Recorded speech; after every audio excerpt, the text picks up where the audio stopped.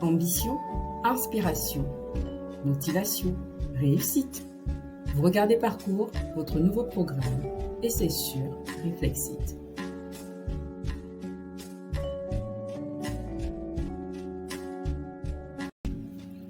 Détermination, audace, doute, défi, aventure, risque, échec. Ambition, inspiration, motivation, réussite. Vous regardez Parcours, votre nouveau programme, et c'est sur Réflexite.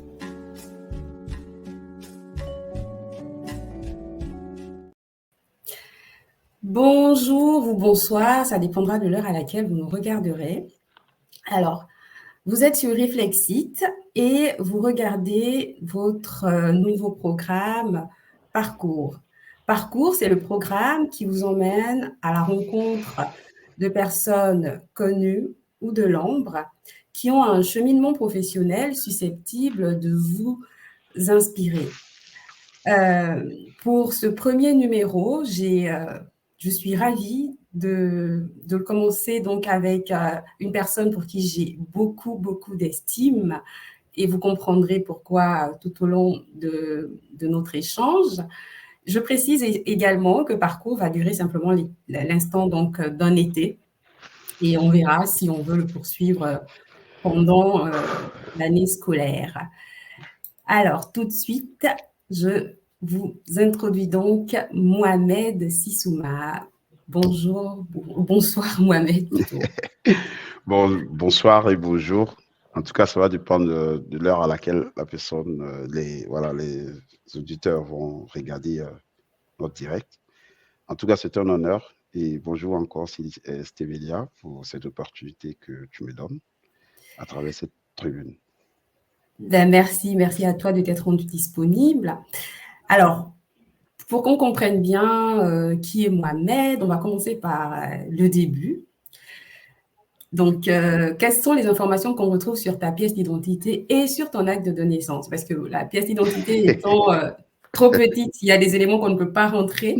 Donc, Ouais. quand es-tu né? Où? De qui? Frères et sœurs, etc. Qui était le jeune Mohamed? C'est très intéressant. Bon, Mohamed Sissouma, on trouve ça sur la pièce d'identité.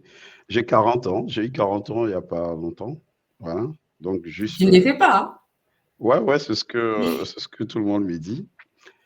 Et puis, voilà, je suis né à Treichville, en Côte d'Ivoire, et à Abidjan. Voilà. Bon, en Côte d'Ivoire, Abidjan et Treichville. Treichville, pour ceux qui ne connaissent pas, c'est un quartier populaire de la Côte d'Ivoire. C'est l'un des quartiers les plus anciens. Parfois, on dit que c'est le quartier colonial. Là. Voilà. Et donc, aussi, ouais, c'est ça. Je pense que c'est des informations pertinentes. Mon papa, il est ivoirien et ma maman, elle est d'origine malienne. Voilà. Donc, ma maman, c'est Assetou Tangara et mon papa, c'est Sissouma Onyasidou. Voilà, c'est ça. D'accord. Et combien de frères et sœurs? Tu as quel rang dans la fratrie? Aïe. Bon, ok, intéressant. On est 9. On est 9 dans la famille. Et moi, je suis, comme j'aime dire, je suis la médiane. Voilà, la médiane est sur le 5e. C'est-à-dire, moi, il y a 4 ici. Il y a 4. Ah, mais belle position, franchement. Exactement. Et l'aîné des garçons, c'est-à-dire le plus grand des garçons, il est décédé l'année passée. Donc, aujourd'hui, on est 8. Voilà, donc, voilà, c'est ça. Donc, il y a deux femmes, voilà. Et puis, tout le reste, ce sont des hommes, ce sont des garçons. Voilà. Ah, d'accord. Voilà. Famille d'hommes, alors. Et puis, d'une seule maman. Hein. Ah, ben ça, c'est super. C'est vrai qu'on a tendance à penser que chez nous, c'est polygamie. Bon, moi, je viens d'une famille polygamique, donc. Et le petit Mohamed, l'enfant Mohamed, comment il était? Est-ce qu'il était agité? Est-ce qu'il était sage comme on le connaît aujourd'hui? C'est très difficile de se décrire. Hein. Bon, ce que je vais faire, c'est que je vais essayer de me décrire à travers ce que les gens disaient de moi. Ben ouais, j'étais quand même un peu très agité, effectivement, hyper actif. Voilà, je bougeais tout le temps. Il paraît qu'on m'appelait même l'homme en action. Et donc, ce qui faisait que les tatas et les tontons aimaient me commissionner. Ils aimaient Mmh. plutôt, comme on dit chez nous, en Côte d'Ivoire, t'envoyer, voilà, pour Mmh. aller faire des choses et tout ça. Parce que j'étais rapide. Mmh. Je courais à chaque fois. Plein d'énergie, quoi. Voilà, plein d'énergie. Et puis, j'aimais jouer au foot quand j'étais tout petit, même depuis 3 ans, 4 ans. Il y avait toujours un Mmh. ballon, toujours un ballon avec moi. Quand je marchais, partout où je partais, il y avait toujours un ballon. Et voilà, c'était ça, le petit Mohamed, tout petit. Voilà, voilà, je me rappelais souvent de ça. Beh, Voilà. bien. Petit, déjà, tu courais après un ballon, ça annonce déjà peut-être aussi, bah, ce que tu deviens plus tard, avoir toujours des rêves et cetera. On n'y connaît Exactement. pas. Alors, cursus scolaire, comment ça se Cursus- passe pour le petit Mohamed? bon, pour le petit Mohamed, cursus scolaire, très intéressant. J'ai commencé en Côte d'Ivoire, au lycée, à l'école régionale. C'est l'une aussi des plus anciennes écoles de Côte d'Ivoire, hein. Cette Mmh. école primaire, il y a eu des très très grandes personnalités ivoiriennes qui sont passées dans cette école-là. Et comme Treichville étant le quartier colonial, donc il apparaît évident que l'une des écoles les plus anciennes aussi peut se trouver là-bas, puisse se trouver là-bas. Mmh. Et après, j'ai fait aussi le collège dans ma commune, à Treichville. Et le lycée, je fais le lycée à Cocody, au lycée classique d'Abidjan, parce que j'ai eu la chance aussi d'avoir. Bon, j'étais premier de classe, et comme j'étais le premier, et donc on m'a orienté dans un lycée d'excellence à Cocody, et donc ça m'a permis quand même d'être parmi les forts, quoi.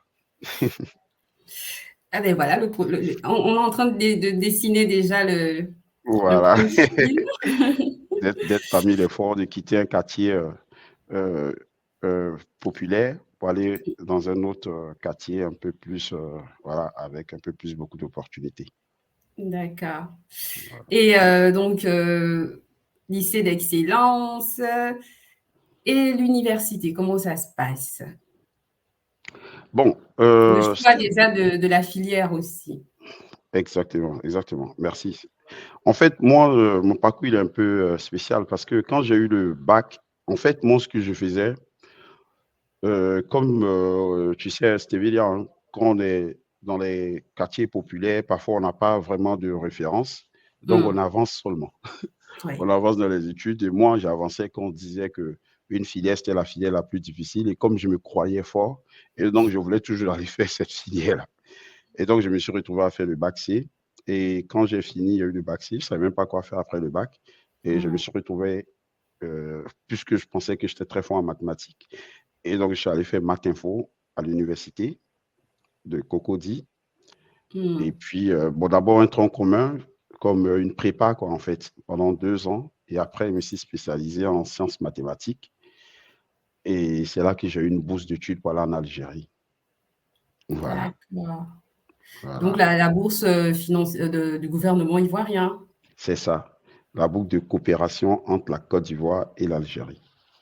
D'accord. On a tendance à Voilà. penser qu'on part souvent de nos p de du su enfin de nos pays pour, l'Europe, Mhm. mais toi tu as commencé, enfin tu es resté, bah, sur le continent? Sur le continent, voilà. Moi, vraiment, j'ai commencé sur le continent. De toutes les façons, ça allait être un peu. Bon, déjà, quand j'ai eu le bac, Mmh. j'avais déjà la possibilité hein, parce que j'avais été pris en maths info à Lyon. Mmh. Voilà. Mais voilà, pour des raisons financières, je ne pouvais pas venir. Et donc, j'ai continué en Côte d'Ivoire. Puis bon, voilà. Puis après, je me suis retrouvé en Algérie pour faire des D'accord. études d'ingénieur en sciences de la navigation. C'est pas opportunité, hein, c'est pas un choix vraiment bien calculé, bien réfléchi, hein. Ah d'accord, tu es tombé dedans, Voilà, et je me rappelle que quand j'ai eu la bourse pour aller faire les études d'ingénieur en sciences de la navigation, je savais même pas c'était quoi sciences de la navigation, hein. Ah d'accord! Ouais, moi, je voulais juste quitter le pays parce que Mmh. voilà, l'Algérie, l'opportunité. Et puis aussi, pas seulement ça, parce que quand j'entends sciences de la navigation, je me dis il y a les mathématiques et il y a les physiques dedans. Et donc, du Mmh. coup, je me déplace, je m'en vais. Et quand j'arrive, je me rends compte que c'est la navigation maritime. Ah d'accord. Rien Voilà, à voir avec tout ce à quoi tu as pensé avant. exactement. Et donc, je découvre ce métier assez intéressant. Quand j'arrive déjà dans l'école, c'était tellement une belle école, c'est impressionnant. En Et Algérie, hein, je en précise, on est Algérie, en hein, Algérie. en Algérie, voilà, c'était tellement une très très belle école, une école, c'est comme un internat parce que c'est Mm. une école paramilitaire, sous-officier, on s'habille en costume, mais vraiment quoi, la rigueur, la discipline. Et je me suis dit, ah ouais, c'est bien. Et comme ça, je commence à découvrir le monde maritime et ça commence à me passionner. Et C'est là, un peu c'est juste pour qu'on comprenne, c'est quelle année à peu près quand tu te rends en Algérie comme ça? 2010. Ah ouais, c'est pas trop loin. Ouais, je suis pas trop loin, c'est en 2010 que je me rends en Algérie. Et j'ai perdu beaucoup d'années. Ouais, c'est vrai que il faut que je parte parce que aussi l'objectif de l'émission, c'est de vraiment parler des Permettre parcours, des échecs, et puis aussi oui, pour pouvoir inspirer, pour voir comment face à un blocage, on arrive à réagir. surmonter les Mm. blocages. Ouais, effectivement, moi, comme j'ai dit tantôt, que quand j'ai eu le bac, j'avais une inscription en France à l'université de Lyon 1, Mm. mais je ne pouvais pas venir parce qu'il n'y avait pas de, voilà, conditions financières n'étaient Financièrement, il n'y avait pas voilà, le soutien qu'il voilà, fallait, quoi. Oui. exactement. Et donc, ce que je fais, je me suis retrouvé en maths info. Et en ce moment-là, c'était la période vraiment de guerre où c'était un peu compliqué en Côte d'Ivoire Mm. et on faisait toujours des années blanches. Moi, quand je quittais la Côte d'Ivoire, on était en l'année 2007-2008, alors que D'accord. l'année vraie, c'était 2010. Je ne sais pas si tu vois un peu ce que Oui. je dis. C'est qu'on était en retard, il y avait toujours des années blanches et tout ça, donc je perdais. Donc à un moment, même moi, j'étais un peu perturbé parce que je me Mm. demandais, mais où je vais dans mon parcours? Qu'est-ce que je fais? Et comment je fais les choses? Je me posais des questions, quoi. Et puis, je voyais aussi des amis qui étaient déjà devenus ingénieurs, on avait eu le bac ensemble, qui avaient déjà commencé à travailler, parce que tu vois, j'ai perdu beaucoup de temps. Ouais, presque Mais 8 ans, on veut dire. voilà, je dirais 3 ans, 2 ans, 3 ans, parce que si on prend 2007-2008, donc Ah 2 ans, oui, voilà, 2 ans, voilà. oui, oui, Et parce que donc, oui, j'étais en c'est retard, 2010 que tu pars, donc oui, voilà, effectivement. donc j'étais en retard un peu de 2 ans, comme un peu vraiment décalé. Mais je me décourageais pas, je me disais, bon, voilà ce que je vais faire. Et donc, j'enseignais. En fait, j'enseignais, je donnais des En cours Côte d'Ivoire. voilà, à domicile en mathématiques. Et puis, je me suis dit, bon, OK, voici la situation. Je suis à l'université et je ne vois pas à l'horizon, l'horizon est un peu sombre. Et certains, oui. Voilà. Et je me disais qu'il ne fallait pas se décourager parce que quand je regardais mon parcours, je me disais que la seule possibilité pour moi de réussir, c'était les études. Parce que si les Mm. parents n'ont pas l'argent, mais en fait, qu'est-ce que tu as fait? Ouais, c'est Pour soit moi, tu fonces, tu t'accroches aux études. De toute façon, c'est ce qu'on nous a toujours voilà. dit, hein, pour nous qui Mhm, venons des familles mhm, plutôt modestes, mhm. ce sont les études, hein, la clé Exactement. Exactement. de Donc, je réussite pour transmets un peu parce celui-ci. que je bois mon petit café là. Voilà. Voilà. Donc, effectivement, donc voilà ce qui se passe quand je suis face à cette situation-là. Je me pose des questions. Je dis, bon, OK, je vais redéfinir ma stratégie. Non, Mm. mais c'est vraiment ça. Je dis, bon, OK, qu'est-ce que je peux faire? Je me rends compte que je suis un peu passionné par ce qu'on appelle les mathématiques de la décision.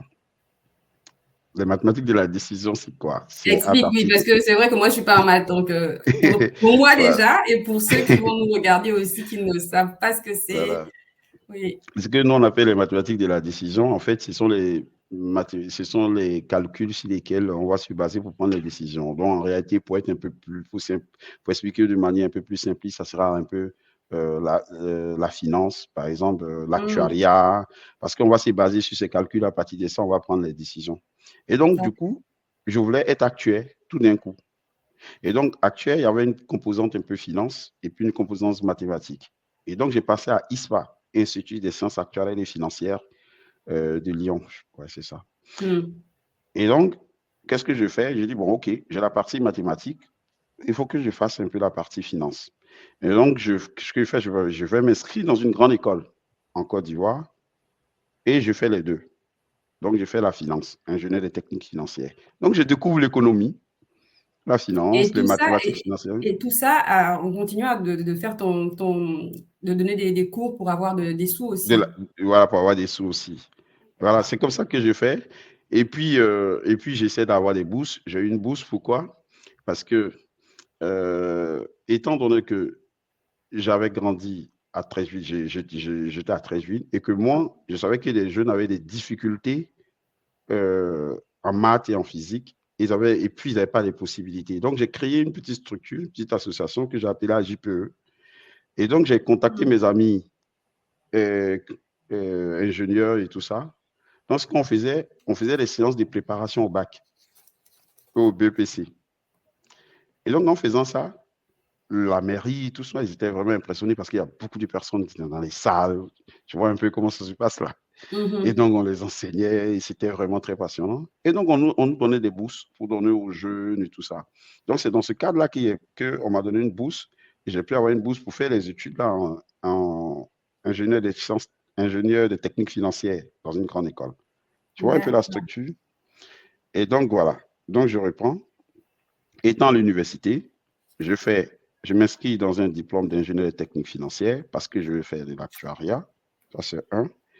Et puis, j'enseigne des jeunes pour avoir un peu d'argent, maths physique, je donne des cours à domicile. Et puis, troisième point, je reste concentré vraiment sur mes ambitions. Et c'est comme Mmh. ça que, après, juste à la fin des études d'ingénieur de techniques financières, là, je dois faire un stage, on est d'accord. Et Ouais. donc, je me retrouve à faire un stage dans un cabinet juridique. Et donc, j'apprends à rédiger le droit. Et je discute même avec eux. Je dis non, mais ça, c'est un cas civil, ça, c'est une procédure civile, pénale et tout ça. Et donc, une fois, on m'envoie à la justice, au tribunal, pour aller déposer un dossier. Mmh. Et donc, je vais déposer le dossier. Au retour, je passe devant le ministère des Affaires étrangères et je regarde et je rentre ce jour-là. Et Mohamed, à chaque fois, il se promenait toujours en chemise, pantalon, et puis il avait toujours un petit carnet, un stylo, toujours dans sa poche. C'était comme ça, j'étais. Pour noter les idées qui te passaient par la tête. Exactly, exactly. Et quand je rentre dans le ministère, et puis je vois bourse, je vois bourse niveau licence. J'ai dit, ah, c'est bien ça. Ingénieur en centre de la navigation. Donc, il ne sait pas c'est quoi, mais je note rapidement les dossiers à fournir. Et puis, je fais les dossiers, je dépose. Et j'oublie. Mais vraiment, hein, et je ne sais même pas pourquoi j'ai déposé. Et j'oublie. Mmh. Et un jour, mon téléphone sonne. Comme moi, j'avais un petit téléphone Nokia, là, et les téléphones du genre bureau ne m'appelaient presque jamais. Parce que qui m'appelle? Et donc, quand je vois le téléphone du bureau, 21, 25 et tout ça, et on m'appelle, on me dit que non, j'ai une bourse, voilà, en Algérie. Voilà, en fait, voilà comment j'ai eu la bourse. Et on dit que j'ai Waouh! été le seul dossier. Ah Ouais, ouais! retenu. Ouais. Et donc, c'est comme ça que la voie de l'Algérie s'ouvre. C'est vrai qu'il fallait que je rentre un peu dans les détails, parce que Oui, non, mais c'est vraiment c'est là c'est que c'est la presque réussite commence, quoi, ouais, quand je vais en Algérie. d'accord. Et donc quand tu arrives en Algérie, bon, tu es subsaharien et on entend tout ce qu'on enfin, il y a tout ce qu'on sait parfois, sur Mhm, l'Algérie, mhm. ce qui est vrai, qui ne l'est pas et cetera. Comment ça se passe, l'accueil déjà pour toi en Algérie? Bon, c'est une question assez intéressante. Bon, moi, j'étais au pays, hein, je ne connaissais pas vraiment le racisme, hein, parce que quand on est au pays, on ne connaît pas vraiment le racisme. Tout innocent, moi je viens avec une bonne énergie. Mais la chance que j'ai eue, je suis venu, il y avait deux Gabonais qui étaient Mmh. déjà dans l'école, qui étaient là. Il y avait deux Congolais, il y avait un Camerounais, il y avait des Sénégalais. Donc il y avait Mmh. une petite communauté africaine qui était déjà dans l'école. Donc cette communauté m'a accompagné parce que je suis revenu dans l'école à l'internat. Donc ça, c'était bien. Et donc, du coup, ma première expérience de racisme, c'est en classe. Quand je viens, je m'assois en classe. Et il y Mmh. a quelqu'un qui est venu, bon, m'a parlé d'une manière, mais je pense que ce n'était pas vraiment le racisme, parce qu'après, on est devenus des amis. C'était Mmh. vraiment je ne sais pas, hein, je me dis, hein, Technique de bizutage peut-être, voilà, un truc comme ça. Et évidemment, à l'école, ça ne se passait pas parce que C'était une école très sérieuse, disciplinée et tout ça. Mais à l'extérieur, on pouvait trouver des personnes qui nous donnaient des noms de footballeurs parce que tous les Noirs se ressemblaient. Mais Ouais. c'était pas aussi. Voilà, donc il fallait faire face à tous ces genres de situations-là. Mm. Et voilà quoi. Donc c'était un peu difficile, mais comme j'étais vraiment concentré vraiment sur euh, euh, Sur mon tes objectif, objectifs, hein, donc ouais. vraiment je ne me laissais pas distraire, franchement. Alors, donc là, en Algérie, tu vas rester combien de temps pour ta formation? Bon, non, le monde maritime est un monde extrêmement complexe, hein, parce que quand tu arrives, il y a des paliers. Tu dois être lieutenant, après lieutenant, capitaine. Mais on fait la différence entre ce qu'on appelle la formation théorique et la formation pratique. La- Mm.